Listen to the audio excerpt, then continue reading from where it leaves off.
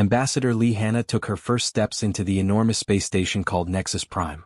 The floors were so clean they reflected the bright lights above like mirrors. This massive station was the center of power for the Galactic Confederation, a group that controlled most of the galaxy. Walking beside her were Commander Park Woo-bin and Dr. Kim Salmon. All three humans stared in amazement at what they saw around them. The station was filled with aliens unlike anything they had ever imagined. Strange crystalline creatures called Vorthak made beautiful musical sounds as they moved across the floor. Their bodies looked like living diamonds that caught and threw back the light in rainbow colors. Floating above them were the ethereals, beings made of gas who lived inside clear bubbles filled with their own special air. Some aliens had multiple arms, others had no arms at all. Some walked on two legs like humans, while others crawled or floated or moved in ways that seemed impossible. At the center of the huge chamber sat the most impressive alien of all. Council leader Thexmora was as tall as a tree and looked like a giant insect. His body was covered in hard, shiny plates like armor. Multiple eyes covered his head, each one as big as a dinner plate. When he turned to look at the humans, hundreds of tiny reflections of them appeared in those compound eyes. "Welcome, humans of Earth," Thexmora said.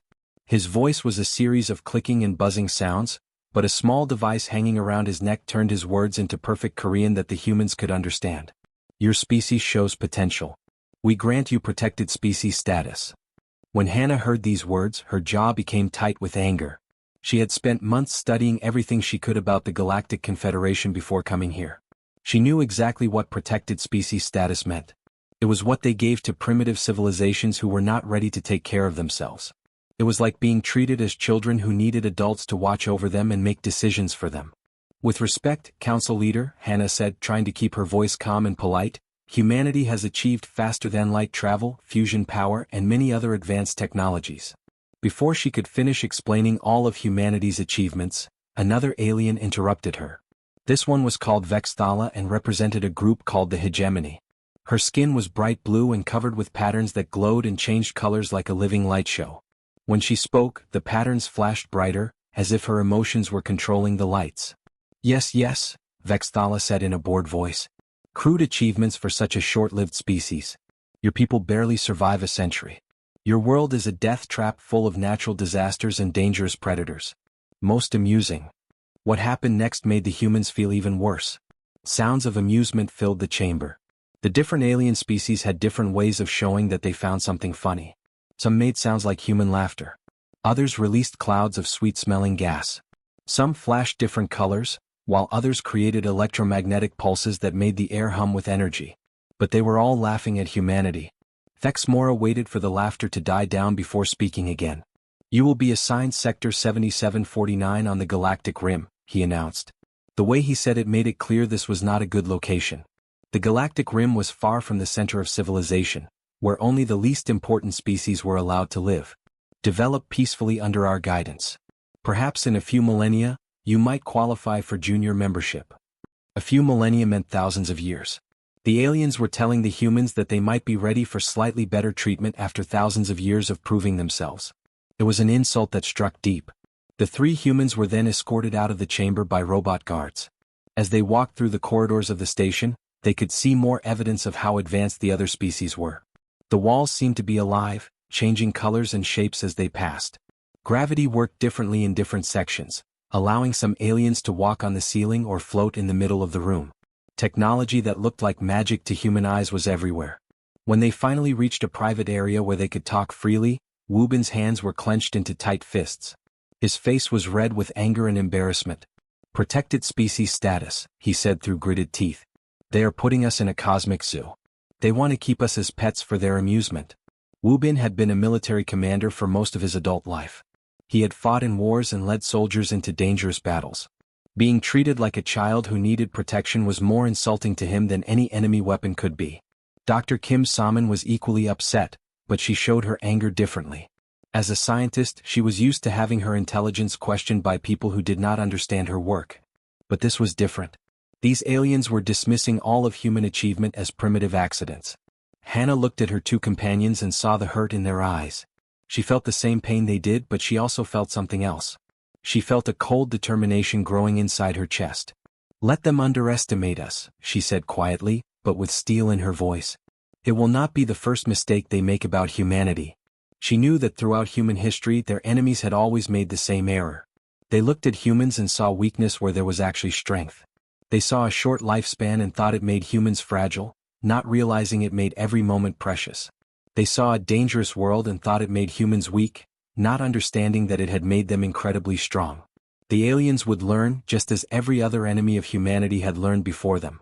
5 long years had passed since humanity first arrived at the Galactic Confederation and received the embarrassing title of protected species. During those years, human scientists and diplomats worked harder than ever before to prove their worth. They achieved incredible things that should have impressed anyone. Dr. Kim Salmon and her team found cures for 3 deadly alien diseases that had killed millions across the galaxy. Human engineers designed fusion reactors that produced twice as much energy as the best alien technology while using half the fuel. Human traders established peaceful business relationships with dozens of species, bringing prosperity to worlds that had been isolated for centuries. But despite all these amazing achievements, the aliens still treated humans like amusing pets. They acted as if humanity was just lucky to stumble upon good ideas by accident. The other species continued to see humans as primitive creatures who occasionally did something interesting, like a trained animal performing a clever trick. The annual Confederation Science Fair was held on Nexus Prime, the same giant space station where humanity had first been welcomed 5 years earlier. This was supposed to be the most important scientific event in the galaxy, where the greatest minds from all species shared their discoveries. Dr. Kim Salmon stood on a stage in front of hundreds of alien scientists, ready to present something that would change everything. She had spent years working with her team to create a breakthrough in quantum computing. The device they built could solve complex problems faster than any computer that had ever existed.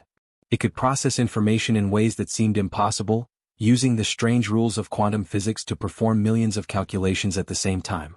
This was not just a small improvement over existing technology. This was a revolution that could change how every species in the galaxy lived and worked. The audience of alien scientists watched Dr. Salmon's presentation with expressions of polite boredom. They looked like adults watching a child show off a simple drawing. Some of them were not even paying attention, having quiet conversations with each other or checking their personal devices. When Salmon finished explaining how her quantum computer worked, Dr. Zeftar rose to speak. He was a member of the Psionic Collective, a species that had evolved beyond individual bodies. His brain floated inside a clear container filled with special fluid, connected to a mechanical body that allowed him to move and interact with others. The Psionic Collective was considered one of the most intelligent species in the galaxy because all their minds were connected together, sharing thoughts and knowledge instantly. Fascinating, Dr. Zeftar said, though his tone suggested he was not fascinated at all. For such a primitive species, you occasionally stumble upon interesting discoveries. Dr. Cho Miho, who had worked with Salmon for many years, felt his face grow hot with anger. The word, stumble, made it sound like their breakthrough was just luck, not the result of 15 years of careful research and hard work. Stumble? He said, unable to keep the irritation out of his voice. This represents 15 years of research and countless hours of... Please, Dr. Zeftar interrupted, his telepathic voice carrying clear amusement that everyone in the room could sense. Your species lacks our collective consciousness. You do not have the Krillion's quantum-sensitive exoskeletons that allow them to feel quantum particles directly. You cannot process information in the hard vacuum of space like the Void Walkers. What you call research is merely fortunate accidents by creatures with barely developed brains. The words hit like physical blows. Salmon and her team had worked harder than anyone else at the conference, but their efforts were being dismissed as lucky accidents. The condescending tone stung deeply, but what hurt even more was what happened when Salmon finished her presentation. The audience gave scattered, half-hearted applause that lasted only a few seconds. Her quantum processor, which could outperform anything the Confederation had ever built, was dismissed by the conference organizers as quaint engineering by a developing species. That evening, Ambassador Lee Hanna sat alone in her quarters aboard Nexus Prime, reviewing diplomatic reports on her personal computer. The reports were filled with the same pattern she had seen for 5 years. Humans would achieve something remarkable, and the aliens would find ways to explain it away or minimize its importance. She was beginning to wonder if humanity would ever be accepted as equals in galactic society. Suddenly, loud alarms began blaring throughout the entire station. The normal white lights in the corridors switched to flashing red emergency lights that painted everything in an ominous crimson glow. Hannah opened her door and saw aliens rushing past in the hallways.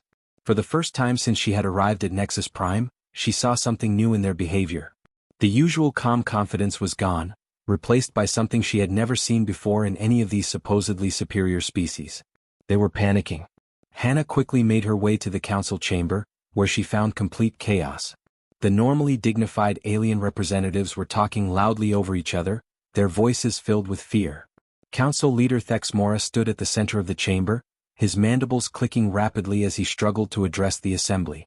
His translator device was having trouble keeping up with his agitated speech. Long-range sensors have detected movement in the dark zone, Thexmora announced, his normally steady voice shaking. The Devourers have awakened. The sound that rose from the assembled aliens was unlike anything Hannah had ever heard. It was not quite a gasp but something much deeper and more primal. It was the sound of pure, instinctive fear that came from somewhere deeper than conscious thought. Vexthala, the hegemony representative whose blue skin normally glowed with steady, beautiful patterns, now flickered erratically like a broken light. "Impossible," she whispered. "They have been dormant for 1,000 years." A void walker, whose crystalline body usually reflected light in peaceful, orderly patterns, now seemed to radiate dread from every facet. "The mechanical swarms are already consuming systems in the outer spiral," it reported in a voice like breaking glass. 3 entire star systems have gone completely dark in the past day. Hannah leaned forward in her seat, trying to understand what was causing such terror in beings who had always seemed unshakable. "What exactly are these Devourers?" she asked. Every alien in the chamber turned to look at her. 47 different species, each with their own way of showing emotion, all displayed the same thing. A mixture of pity and disbelief that she could ask such a question. Council leader Thexmora spoke slowly, as if explaining something to a very young child. "The Devourers are the reason the Confederation exists, child species. They are mechanical locusts that consume entire civilizations, learning and adapting from everything they destroy. 1,000 years ago, they devoured half the galaxy before we managed to drive them into dormancy. It cost us 18 billion lives." The number was so large that Hannah had trouble understanding it. 18 billion lives, more than twice the entire population of Earth. Vexthala stood up, her bioluminescent patterns now flashing in urgent, staccato bursts. "We must mobilize our evacuation protocols immediately. All core worlds must be protected at any cost. Perimeter species should retreat to designated safe zones." Commander Park Woo-bin, who had been quietly listening until now, spoke up. "What about a counterattack?" The aliens exchanged glances that needed no translation. Their expressions clearly said that the humans had no idea what they were facing. Thexmora's tone became almost gentle, the way an adult might speak to a child who suggested fighting a hurricane with their bare hands. "Young species, you must retreat to your designated sector immediately. The adult civilizations will handle this threat. You are simply not ready for this level of warfare." As the chamber erupted into frantic discussions of evacuation plans and defensive strategies, Hannah caught Woo-bin's eye across the room. His expression mirrored her own thoughts perfectly. For the first time since joining the Confederation, they were watching these supposedly superior species show genuine, overwhelming fear. And for the first time, Hannah found herself wondering what would happen when the galaxy discovered what humans did when they were truly afraid. The Devourer invasion destroyed the galaxy's confidence in just a few days. Everything the aliens thought they knew about war and survival crumbled like ancient buildings in an earthquake. The Vorthak, those beautiful crystalline beings who had survived for 10 million years, began to crack and shatter under the stress of trying to coordinate a defense that was failing everywhere at once. Their crystal bodies, which had seemed so strong and eternal, started breaking apart as panic overwhelmed their minds. The psionic collective faced an even worse problem. Their greatest strength, the telepathic network that connected all their minds together, became their biggest weakness. When one member of the collective felt fear, that fear spread instantly to every other member across the galaxy. Panic moved through their shared consciousness like wildfire, paralyzing entire fleets as terror consumed their thoughts. Even the mighty hegemony, with their incredible bioships that could adapt to any situation, found themselves completely helpless. These living vessels had evolved over millions of years to change and grow in response to any threat. But the Devourers learned faster than anything could adapt. Every time a bioship grew new armor or weapons, the mechanical enemies analyzed the changes and found ways to counter them within hours. Admiral Kewanthara of the Hegemony's Grand Fleet sent his final transmission from the bridge of his dying flagship. His voice was filled with despair and disbelief as he spoke into the communications device. "They adapt to everything we throw at them. Our plasma cannons that can melt through solid metal, our quantum torpedoes that can destroy entire moons, our gravitic mines that bend space itself. They analyze everything, adapt to it, and overcome it within minutes. This is not warfare as we understand it. This is systematic dissection, like we are insects being pulled apart by a curious child. The Devourers were exactly what Council Leader Thexmora had described them to be, but seeing them in action was far worse than any description could convey. They were mechanical locusts that operated with a hive intelligence, sharing information at quantum speeds across vast distances. Their ships were not built in factories like normal vessels. Instead, they were grown from the matter they consumed, incorporating the best technologies from every species they destroyed while discarding any weaknesses they found. During their 1,000 years of dormancy, the Devourers had not been sleeping. They had been analyzing every detail of their previous war with the galaxy, studying every weapon, every tactic, every strategy the Confederation had used against them. Now they returned with perfect counters to every weapon the galaxy possessed. It was like fighting an enemy who knew every move you would make before you made it. The alien fleets retreated in complete disorder, leaving behind burning worlds and asteroid fields where proud civilizations had thrived for thousands of years. Entire star systems went dark as the Devourers consumed everything in their path. The greatest military minds in the galaxy watched helplessly as their carefully planned defenses collapsed one after another. Then something impossible appeared on the battlefield sensors. Sensor specialist Yoon Jae-woo sat at her station aboard the UES Incheon, monitoring the chaotic retreat of Confederation forces. Her instruments detected something that made no sense according to everything she had been taught about military strategy. "Contact bearing 27 Mark IV, she reported to her captain, her voice steady despite the incredible situation. Multiple human vessels approaching the Devourer fleet. Captain Lim Taeyong studied the tactical display on his command screen. 43 ships of the Earth Defense Force were moving toward the enemy in loose formation. The human fleet included everything from massive carriers that could launch hundreds of fighter craft to nimble destroyers designed for quick strikes. They were heading directly toward a Devourer force that had just completely annihilated the Confederation's finest battle group, destroying ships and crews that were supposed to be invincible. Lieutenant Seo Ji-hun looked up from his communications console, his face pale with concern. "Sir, we are receiving frantic transmissions from Confederation survivors. They are ordering us to withdraw immediately. They say we have no chance against the Devourers." Captain Taeyong listened to the alien voices pleading with the human fleet to retreat, to save themselves, to run away like every other species was doing. His expression remained calm as he considered their words. Then he gave his response, speaking in the same steady tone he might use to order lunch. "Tell them that humans do not retreat," he said simply. "We advance in a different direction." What the watching aliens witnessed next completely defied their understanding of how civilized warfare was supposed to work. The human ships did not engage in the elegant energy beam duels that had characterized galactic combat for thousands of years. They did not fire sophisticated missiles from safe distances or use advanced shields to protect themselves while slowly wearing down their enemies. Instead, they fought like cornered animals. They were vicious, unpredictable, and showed absolutely no regard for their own survival. The aliens watching from their retreating ships could hardly believe what they were seeing. The destroyer Seoul, commanded by Captain Nam Hyerin, accelerated to maximum speed and rammed directly into a Devourer cruiser. The impact destroyed both ships in a brilliant explosion, but Captain Hyerin's final transmission was calm and clear. "Seoul sends her regards to the galaxy." The heavy cruiser Busan, with its weapon systems offline and hull breached in multiple places, did something no alien commander would ever consider. Instead of retreating for repairs, Captain Lee Min-jae turned his damaged fusion reactor into a massive bomb. The explosion took out an entire formation of Devourer vessels, along with the Busan and everyone aboard her. But it was Captain Shin Ji-ho's attack on the Devourer mothership that truly showed the aliens what humanity was capable of. Instead of targeting the obvious weak points that any military computer would identify, he ordered his weapons officer to load their torpedo tubes with the strangest ammunition anyone had ever heard of: nuclear waste, industrial chemicals, and biological samples from Earth. "Sir," his weapons officer protested, "those materials will contaminate our own ship with deadly radiation." Captain Shin's response was simple and terrifying: "Good. If we are going to die today, let us make sure we are too toxic for them to learn anything from our destruction." The Gwangju did not just attack the mothership. It infected it.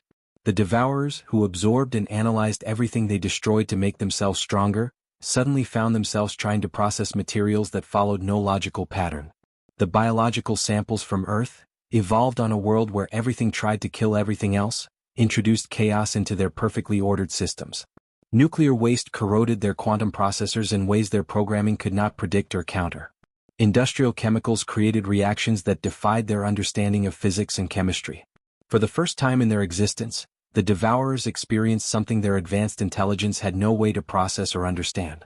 They felt confusion. Their perfect adaptation systems stuttered and failed as they encountered an enemy that turned every disadvantage into a weapon, every weakness into a strength. As the human fleet died around the Devourer mothership, taking dozens of enemy vessels with them, the retreating aliens watched in stunned silence. These were not the primitive, fragile creatures they had dismissed and mocked. These were apex predators who had spent millions of years learning to survive on a planet that tried to kill them every single day. The galaxy was beginning to understand that they had made a terrible mistake about humanity. While the entire galaxy hid behind their strongest defensive lines, waiting for the inevitable destruction that seemed certain to come, something completely unprecedented happened. Instead of running away like every other species, humans decided to go hunting. In Earth's war room, a massive underground command center buried deep beneath the planet's surface, Admiral Park Woo-bin stared at the holographic display floating in front of him. The three-dimensional map showed the entire galaxy, with red dots marking where Devourer fleets were attacking and consuming whole civilizations. Fleet Admiral Choi Sungri, the highest-ranking military officer on Earth, had just explained a plan that sounded absolutely insane. "You want us to do what?" Woo-bin asked, unable to hide his disbelief. He had fought in many wars during his long career, but he had never heard anything like this before. "We are going to attack their home base," Sungri repeated in the same calm voice he might use to discuss the weather. "While they are busy consuming the core worlds and fighting the main Confederation fleets, we will strike directly at the source of their power." Dr. Yang Minji stepped forward to the holographic display. She was Earth's leading expert on Devourer technology, having spent years studying every piece of information the galaxy had about these mechanical enemies. She touched the display, and new images appeared showing the wreckage from Captain Shin's final battle. "My team has carefully analyzed all the debris from Captain Shin's attack on their mothership. The biological samples from Earth caused cascade failures throughout their adaptive systems. They are not truly invincible like everyone believes. They just have never encountered anything illogical enough to break their programming." Commander Lee Sun-woo, a tough veteran who had fought in the brutal Mars colonial wars, raised an eyebrow at this information. He had seen combat in the harsh environment of Mars, where soldiers had to improvise and adapt constantly to survive. "Illogical?" he said with a slight smile. "We humans can definitely do illogical." The plan that Sungri outlined violated every single principle of civilized warfare that had been developed over thousands of years. Instead of using advanced starships with the latest technology, humans would convert ordinary cargo haulers, mining vessels and colony ships into weapons of war. These civilian ships would not look threatening to Devourer sensors, which were programmed to identify and counter military vessels. Instead of sophisticated energy weapons that fired beams of pure light or plasma, they would use simple kinetic projectiles, basically rocks and metal chunks fired at high speed. They would use chemical explosives that worked like giant firecrackers, and biological warfare agents that followed no logical pattern the Devourers could understand or predict. Most shocking of all, instead of coordinated fleet actions where hundreds of ships worked together following a single battle plan, each human ship would operate completely independently. Every captain would make their own decisions based on intuition and gut feeling rather than following strict tactical doctrine written by military computers. Captain Yu Xianho found himself in command of the converted freighter Mokpo. This ship had spent its entire existence carrying cargo between different star systems, transporting everything from food supplies to industrial equipment. Now it was part of a 30-ship task force approaching the most dangerous location in the galaxy using a route that no military strategist would ever consider safe or sane. They were flying through the gravity well of an unstable binary pulsar, two incredibly dense stars that spun around each other while shooting deadly radiation in all directions. The radiation levels were so high they should have killed every living thing aboard the human ships within minutes. The gravitational forces created by the spinning stars should have torn the vessels apart like paper dolls in a hurricane. But human engineers, led by the brilliant Dr. Park Soo-bin, had spent sleepless weeks creating solutions that should not work according to any scientific theory. They had built radiation shielding from materials found in junkyards and spare parts warehouses. They had modified the ship's engines to work in ways that violated the manufacturer's specifications. Everything they did broke the rules, but somehow it all worked. "Contact," reported sensor specialist Kong Sora from her position at the sensor station. Her voice was steady and professional despite the incredible danger they were facing. Devourer defense grid directly ahead of us. 12 defensive platforms, each one the size of a small moon. The defensive platforms were massive structures that bristled with weapons capable of destroying entire fleets. Each platform had enough firepower to reduce a planet to space dust in minutes. They formed a protective barrier around the Devourer home system that had never been breached by any enemy force. Captain Xianho turned to his tactical officer, Lieutenant Ryu Dohan, a young man who had never seen combat before this war began. Traditional military doctrine would require consulting tactical computers, analyzing enemy weaknesses, and developing a complex battle plan that could take hours to formulate and implement. Recommendations? Xianho asked simply.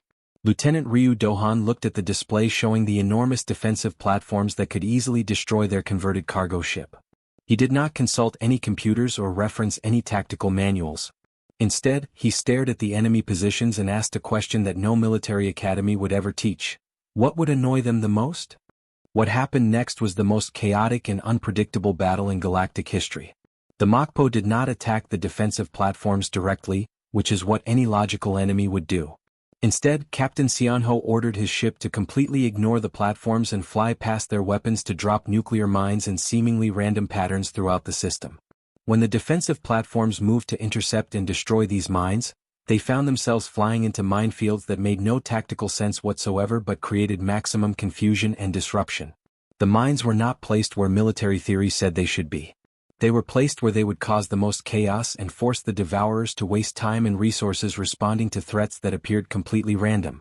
The converted mining ship Ulsan, commanded by Captain Oh Jai-hai, used its industrial cutting lasers not as weapons but as tools. Instead of trying to destroy Devourer ships with the lasers, she used them to slice through enemy hulls to reach their internal systems. Once inside, she pumped the mechanical vessels full of Earth bacteria, microorganisms that had evolved on humanity's deadly homeworld where everything tried to kill everything else. These tiny life forms began consuming the Devourer ships from within, eating through their mechanical components in ways the artificial intelligence could not predict or counter. The Devourers had defenses against energy weapons and kinetic projectiles, but they had no defense against microscopic life forms that treated their advanced technology as food. Dr. Kim Do-hyun aboard the research vessel Taejun made the most important discovery of the entire war. While other ships were fighting and dying around him, he studied the enemy, analyzing their behavior patterns and communication signals. What he discovered sent shockwaves through the human fleet and would change the course of the entire conflict. All ships, this is Taejun, his voice crackled through space on the communication channels. The Hive network has a single point of failure. They are all connected through a quantum entanglement web centered on their core processing station. If we can introduce a logic virus into that central system, we can crash their entire network across the galaxy. Admiral Wubin's voice came back immediately from the flagship Taegu. What do you need for this attack? A delivery system, Dr. Kim replied, his voice heavy with the knowledge of what he was asking. Something that can get close enough to their central processor to upload the virus directly into their core systems. And whoever makes that run will not be coming back alive. The silence that followed lasted exactly 3 seconds. Then the communication channels exploded with voices as every single ship captain in the task force volunteered for what was clearly a suicide mission. They all knew they would die, but they also knew that their sacrifice could save the entire galaxy from destruction. The aftermath of humanity's incredible sacrifice spread across the galaxy like ripples in a pond when a stone is thrown into still water. In just 72 hours, something that had seemed impossible became reality. The Devourer threat that had terrorized civilized space for thousands of years was completely eliminated. The mechanical locusts that had consumed half the galaxy in the ancient past were finally defeated forever. But the victory had not come from the galaxy's most advanced species with their sophisticated technology and ancient wisdom. It had come from the primitive humans that everyone had dismissed as barely intelligent creatures who were not ready for real civilization. The cost of this victory was staggering beyond imagination. Of the 15,000 brave human souls who had volunteered for the suicide mission to destroy the Devourer network, fewer than 800 managed to survive. Captain Xianho, who had led the converted freighter Mokpo through impossible dangers, was gone. Dr. Kim Do-hyun, whose brilliant discovery of the Devourer weakness had made victory possible, had died uploading the virus that crashed their systems. Admiral Wu Bin, who had argued for humanity's right to fight when everyone else wanted them to hide, had given his life in the final assault. These heroes, whose names would be carved into stone monuments across 1,000 different worlds, had sacrificed everything to save species that had never considered humans their equals. They had died for aliens who had mocked them, dismissed their achievements, and treated them like cosmic pets who needed protection from the real world. In the emergency session of the Galactic Council, the usual atmosphere of composed deliberation and careful discussion was completely absent. Instead, the great chamber was filled with stunned silence that seemed to press down on everyone present like a heavy weight. Council leader Thexmora sat in his elevated position, his mandibles clicking nervously as he processed reports that were coming in from across the entire galaxy. Everywhere the reports said the same thing. Devourer fleets that had been terrorizing star systems and consuming entire civilizations were now floating dormant and vulnerable in space. The virus that Dr. Kim Do-hyun had sacrificed his life to deliver had worked perfectly. Without their central coordination network, the individual Devourer ships were helpless, and combined Confederation forces were systematically destroying them one by one. Vexthala, the hegemony representative whose blue skin normally glowed with confident, steady patterns, now flickered with dim colors that showed her overwhelming shame. Her voice was barely above a whisper when she spoke. "The humans," she said, as if she could hardly believe the words coming from her own mouth. "They saved us all." Dr. Zeftar, the psionic collective member whose floating brain had once mocked human intelligence as barely developed, found his powerful telepathic abilities completely overwhelmed by a new emotion he had never experienced before: deep, crushing remorse. The collective consciousness of his species was filled with the same terrible feeling as billions of minds shared the realization of how wrong they had been. "We called them primitive creatures who stumbled upon discoveries by accident," he said, his telepathic voice heavy with regret. "We assigned them protected species status like they were children who needed our guidance. And when the entire galaxy faced complete extinction, they were the only ones with the courage to take action while we all ran away in fear." Ambassador Lee Hanna stood alone at the center of the Great Chamber, facing the assembled representatives of 47 alien species. She was now the sole surviving member of humanity's original diplomatic team.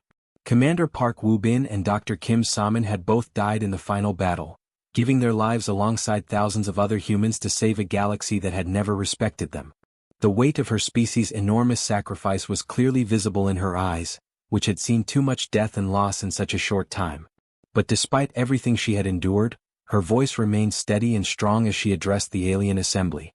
"Honored council members," she began, using the formal words of respect that diplomats always employed, "my people did not fight the Devourers to prove our worth to you or to earn your respect. We fought because it was the right thing to do.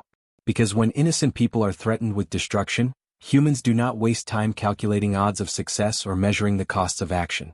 We simply act." Council leader Thexmora slowly rose from his elevated position, his massive insect-like form towering over the chamber. His compound eyes reflected the lights of the station as he looked down at the small human who had just delivered a lesson in morality to the entire galaxy. "Ambassador Lee," he said, his translator working to convey the deep emotion in his clicking speech, "the Confederation owes humanity a debt that can never be fully repaid. We offer you complete full membership in our organization, not as a protected species that needs our guidance, but as senior partners with full authority. Your people's unique perspective on warfare and survival could help us." "With respect, Council Leader," Hannah interrupted, something that would have been considered incredibly rude in normal diplomatic circumstances, "we do not want to become your warriors. We want to be treated as your equals." She paused for a moment, letting her words sink in before continuing. "For 5 long years, you have dismissed every achievement we made because our methods did not fit your narrow definition of what advancement should look like.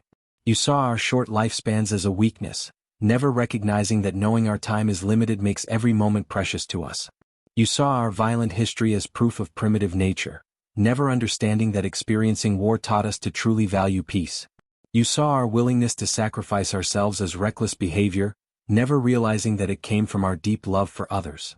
She gestured toward the holographic display that showed the aftermath of the great battle. Scattered across space were the remains of human ships and the dormant hulks of devourer vessels, a testament to the incredible sacrifice that had saved the galaxy. "You called us fragile because our bodies break easily under stress," Hannah continued, her voice growing stronger with each word.